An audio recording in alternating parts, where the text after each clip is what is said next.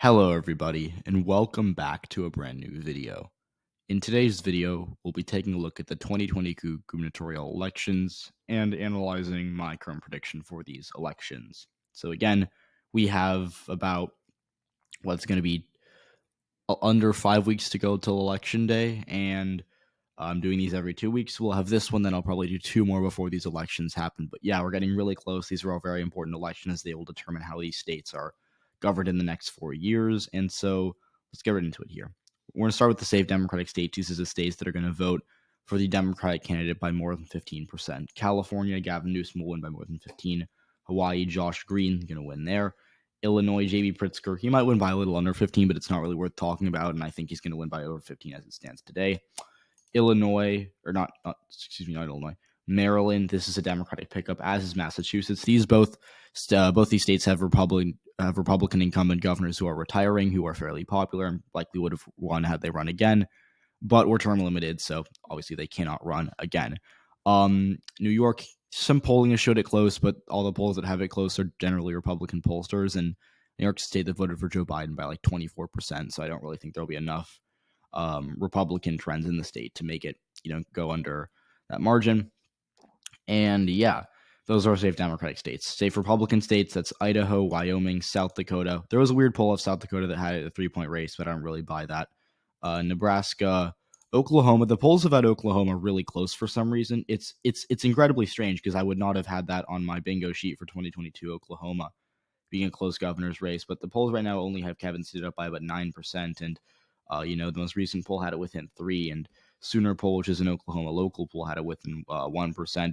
That being said, I think it's just weird polls. I still think Stitt's going to win by more than 15, but this is a state where I think Stitt's going to underperform Trump by a fair bit. Trump won Oklahoma by like almost 40%. I think Stitt might only win by 20 or 25 in all likelihood. Arkansas, Tennessee, Alabama, Ohio and Iowa. Again, Ohio and Iowa might be a little more contested at the Senate level, but the Democratic candidates for governor in both these states are not really good. They're underfunded, and the Republican incumbents are fairly popular. Vermont and New Hampshire, which again are traditionally Democratic-leaning states at the federal level, but locally they do have very moderate Republican governors, especially in Vermont, where the Republican governor literally voted for Joe Biden. So they're pretty good fits for the states, and they're going to win re-election by upwards of 15%. Now, for our likely Democratic states, the first of these is going to be Colorado. No surprise here. The polls have had Colorado pretty out of reach for the GOP. Again, Jared Polis is a fairly popular incumbent. He's leading Heidi Gaynell by about 14%. I think he'll win by a similar amount. Polls in Colorado were pretty accurate in 2020. I think that's a fair expectation of Colorado. Minnesota's up next. Originally, there was a path for the Republicans in Minnesota, but it's really been foreclosed because the polls have just had Tim Walz up by so much. He's up by nearly 10% right now, and even Scott Jensen's internals have him down 4% and 3%, and he's not anywhere close to hitting that 45 mark to make it a truly competitive race.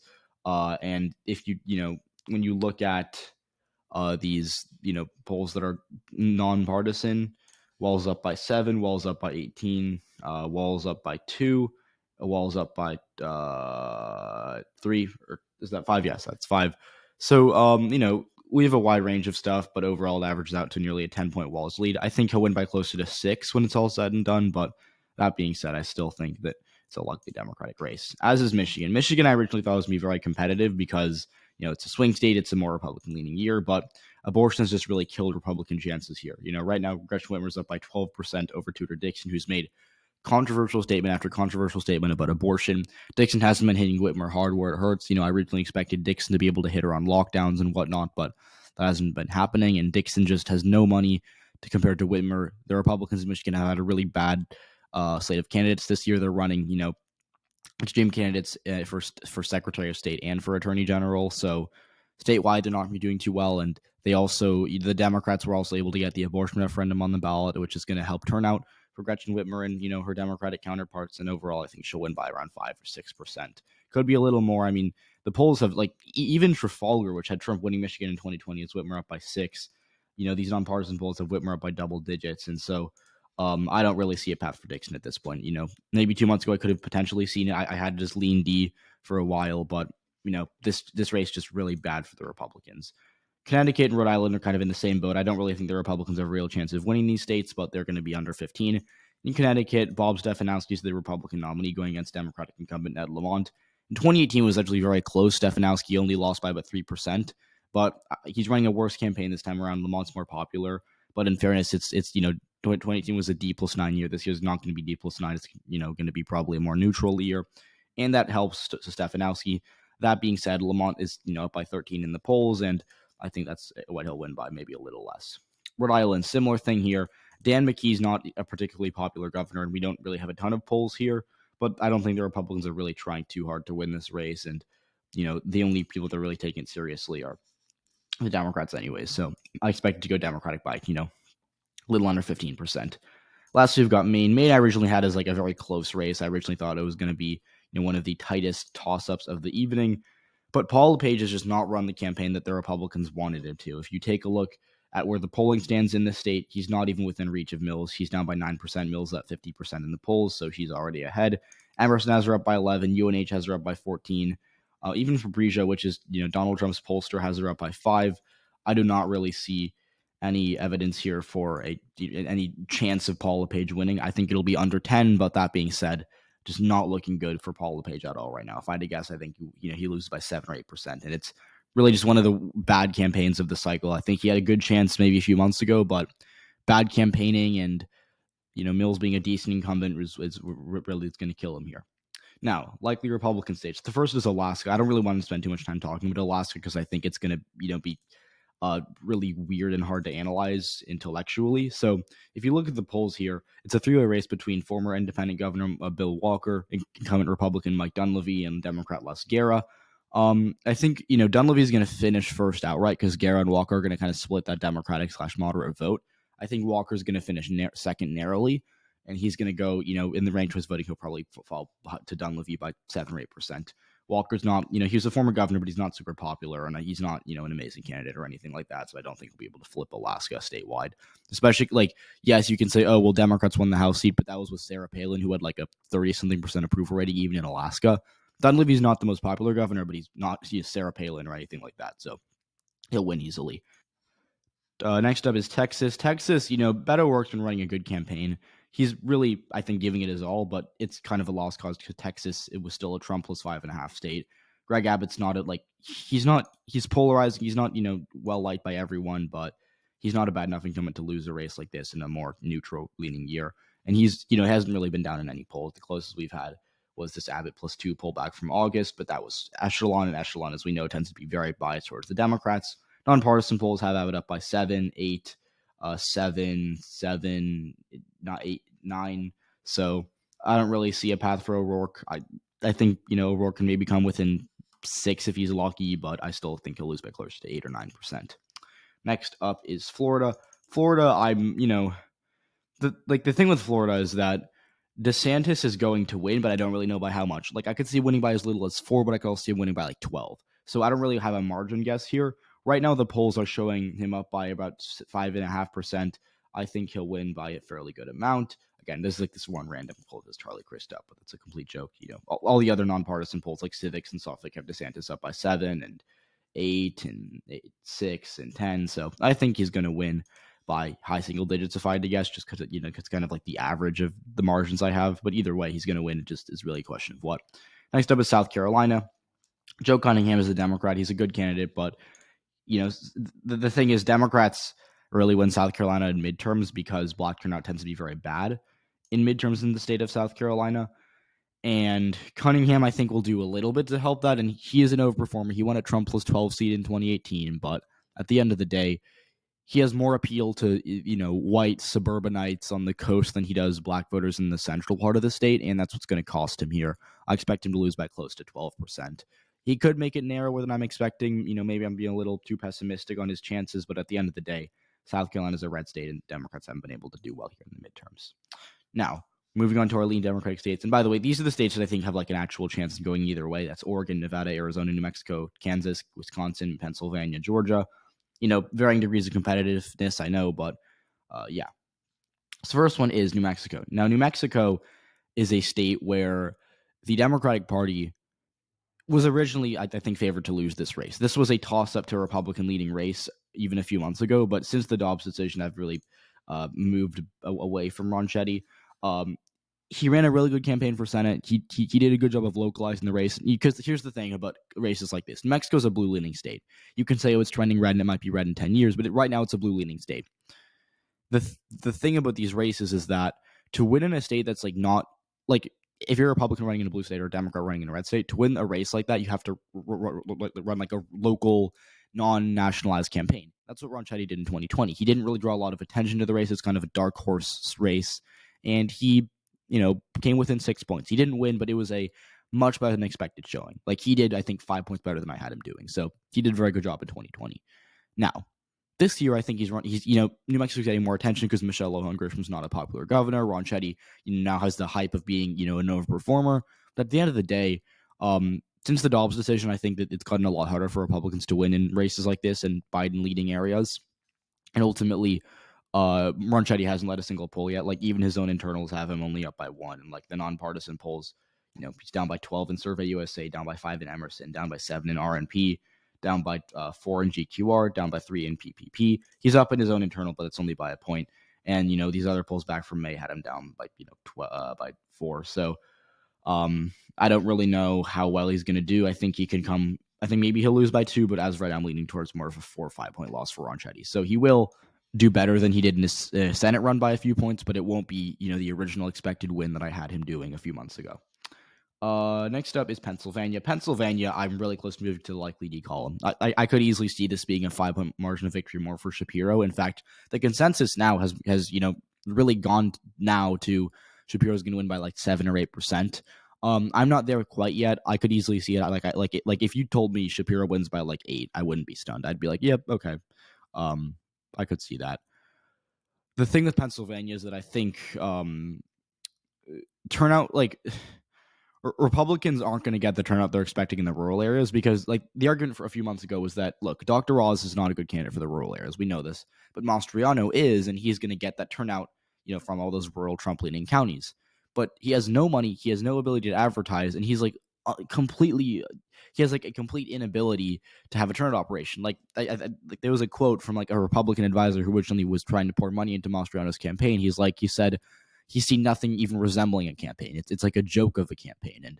And from what they've been saying, it's like, oh well, they have, they're saying for the final 40 days of the election season, they're fasting and praying. Like, that's cool, but fasting and praying doesn't win elections. Advertising, campaigning, holding rallies, getting people to vote for you does. And that's not what Mastriano's doing. He's running a non-existent campaign, whereas Shapiro he's no performer. He won by 5% in 2020 when Biden only won by 1% as the attorney general.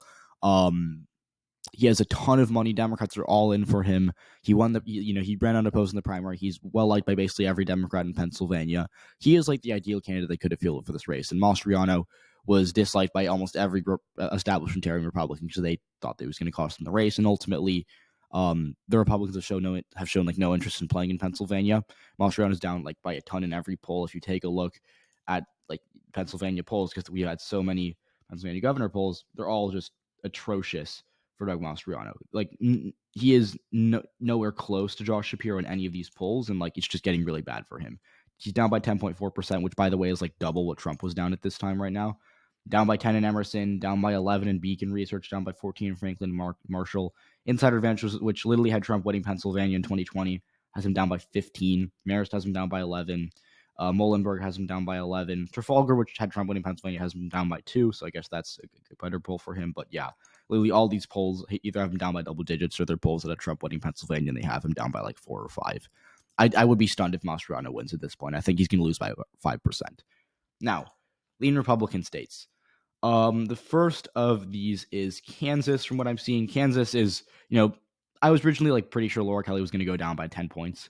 I'm now revising that to like about maybe a 4 or 5 point loss. She's been running a really good campaign. She knows how to appeal to these voters, but at the end of the day, she's only up by 2 in Emerson. She's, like this really the only nonpartisan poll we have is Emerson because these others have been either really bad polls or, polls sponsored by a candidate. So, like, yes, the only good poll we have has her down by 2 or has her up by 2. But polls in Kansas tend to always overestimate Democratic support. Like they had Biden doing like 4% better than he actually did in the state. And ultimately, Laura Kelly is someone who I think is a popular figure. But like Laura Kelly's not polarizing. Democrats are going to come out and vote for her, right? Like, we know that. Independents are probably going to vote for her too because she's a moderate and she's well liked by independents in the states and the polls we've seen. I don't think Republicans dislike her, but they don't really have a reason to vote for her over Derek Schmidt, who's like the attorney general, he's statewide official. He's like he's not as good as Shapiro, but like he's a statewide official who overperformed. So he knows what he's doing. He's a good campaigner, and so is Kelly. But Kansas is a red state. We're in a Republican-leaning year. I don't think Kelly's going to win. I think she'll lose by 4. Because again, there's not like unlike in 2018, there's not really a reason for Republicans to cross over and vote for her. Wisconsin's up next.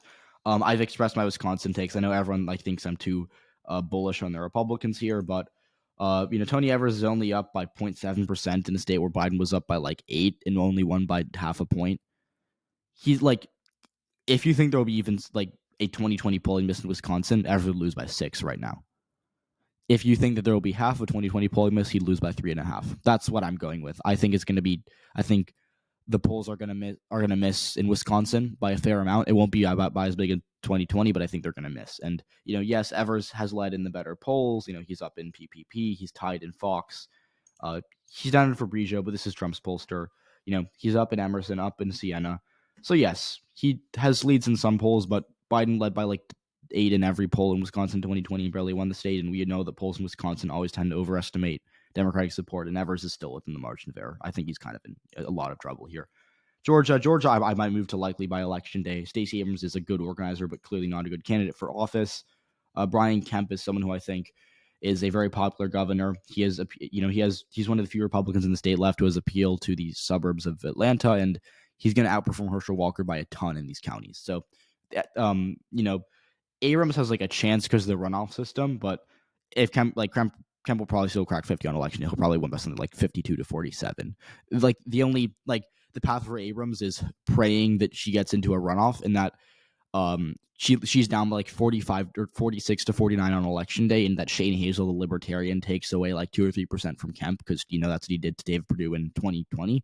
So that's the path for Abrams. Do I think it's going to happen? Probably not, but that's the path. That's why it's leaning Republican, not likely Republican. Now, these remaining 3 races I think are all toss-ups. I'm going to go with my gut here. I think I'm just going to go with how I have had them in the past. I think Oregon, Nevada are going to narrowly vote for Democrats.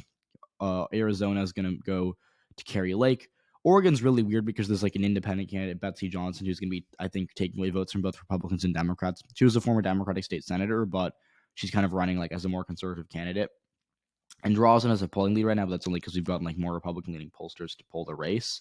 And also like she's ahead by like very strange amounts in like this clout poll that like the poll that gave her the lead literally didn't even include Betsy Johnson. So I have no idea who's going to win the race, but Oregon's still like a Biden state, and I think Johnson's getting overstated by the polls because like independent candidates tend to always get overstated by the polls in non-Northeastern states. Like we saw this with Greg Ormond, we saw this with Evan McMullen.